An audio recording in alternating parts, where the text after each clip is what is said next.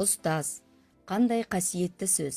Әр адамның жүрегіне ерекше жылулық нұрын себетін аяулы тұлға бейнесімен өзектес ұғым. Адам баласының жүрегіндегі қадір тұтып құрметтейтін екі ұғым болса, соның бірі ұстаз. Ұстаз деген сөз қашанда қасиетті, қадірлі болған. Ұстаз ұлағатты есім. Шәкірттерін білім нәрімен сусындатып, тәлім тәрбие беру, жақсы қасиеттерді бойына дарытып, адамгершілік рухта бағыт-бағдар беруде ұстаздың еңбегі зор.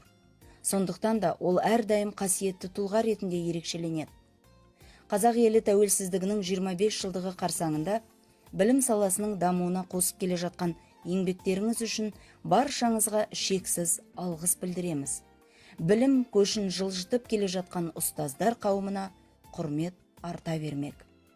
Еліміздің қоғамдық саяси, әлеуметтік экономикалық өміріндегі өзгерістерге толы болған оқу жылында жеткен жетістіктеріміз бен табыстарымызға еленіп, кемшіліктерімізге салауат айтып, алдағы күндерімізге үлкен үмітпен қарап, болашағымыздан баянды, нәтижелі істер күтеміз.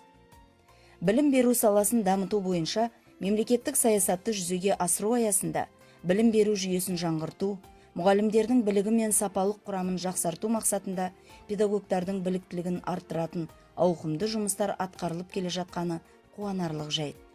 Мұның барлығы да ел болашағы үшін, білімді ұрпақ тәрбиелейтін ұстаздарымыз үшін жасалып келе жатқан жағдай. Өрлеу біліктілікті арттыру ұлттық орталығы заман талабына сай педагог кадрлардың біліктілігін арттыру жүйесіне өзгертулер енгізді. Білімді дамытудың қазіргі заманға лайықты және келешектегі сұраныстарына толық жауап беретін педагогтардың кәсіби құзыреттілігі мен біліктілігін арттырудың тиімді моделін жасады. Білім беру мазмұнын жаңарту аясында 2016 және 2017 жылдар Қазақстан Республикасының білім беру жүйесіндегі тарихи маңызы бар және шешуші кезеңі болмақ. Ұстаз болу жүректің батырлығы, ұстаз болу сезімнің ақындығы, ұстаз болу мінездің күн шуағы, азбай тұғын адамның алтындығы.